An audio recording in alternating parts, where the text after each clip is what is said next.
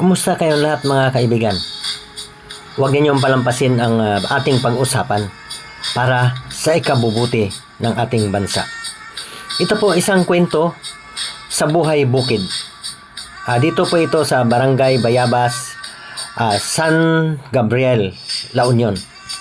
Kami po ay napunta rito kasi namanhika ng aming anak. Dito po nasaksihan ko po kung paano kahirap. Kung nakikita nyo yung nagpasan-pasan kanina, maglalakad po yun ng mga 1 kilometer bago makarating sa sakayan ng jeep papuntang bayan. Ito masigla naman dito, may mga palayan, mga pananim, marami. Kaya lang po ang problema po talaga kung paano mo dadalhin sa bayan ng iyong produkto. Yun sana po, sana yung budget, yung sa market road, importante po talaga yan. Kaya lang po, ewan ko.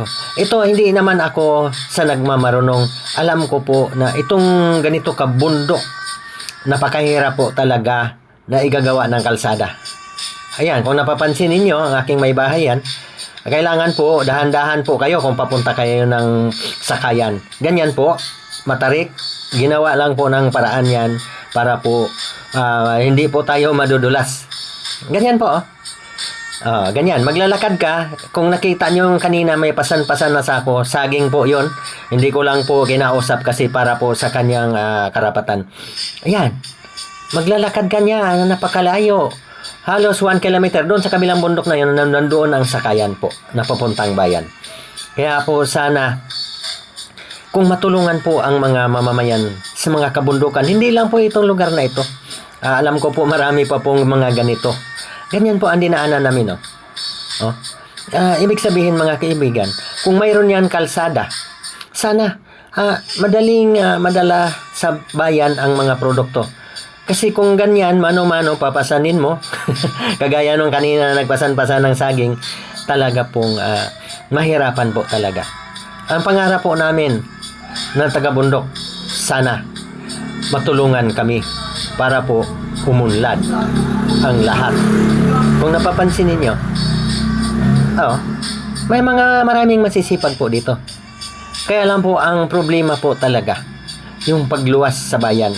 Kaya kung minsan mga kaibigan, kung nandito ka sa bundok, ang mura dito ng mga ani dito, halimbawa bigas mas mura dito. Pero kung wala kang taniman, bibili ka sa bayan din, siyempre. Di ba? Halimbawa, saging, pamimigay na yan dito kung nandito ka sa bundok. Kasi, di ba? Kung ipapasanin mo ng 1 kilometer, bago ka makasakay ng jeep papuntang bayan. Kaya po sana, yung mga pera na winaldas, mailagay mo lang sana sa market road.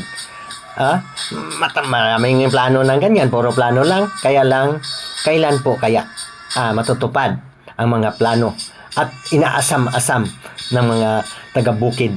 Sana matutuloy na po yung mga pangako na market road para ang ating mga produkto ay ang mga magsasaka hindi siya tatamarin. Kaya po paunti ng paunti ang ating magsasaka. Ganyan po, nakikita ba ninyo yan? Ganyan po. Yung halimbawa, yung saging, isasakay mo papunta sa bayan, diyan mamamasahe ka. Magiging mahal na po ang ating saging sa bayan, lalo na sa mga syudad.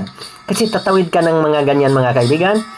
Alam ba ninyo, yung mga ilog na yan, pagka malakas ang ulan, hindi po pwedeng makadaan dyan ang sasakyan. Kaya automatic mag-antay ka kung kailan bumaba ang baha. Ganon po ang buhay sa bukid. Sana ini-encourage ko na lang ang mga nakatira dito. Sipag-sipag na lang.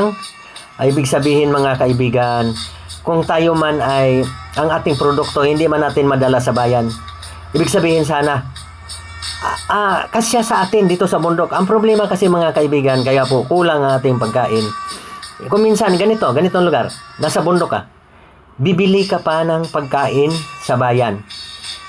Bakit? Kulang po ang ani. Ayun na nga po. Nga, di ba? Walang suporta sa mga magsasaka.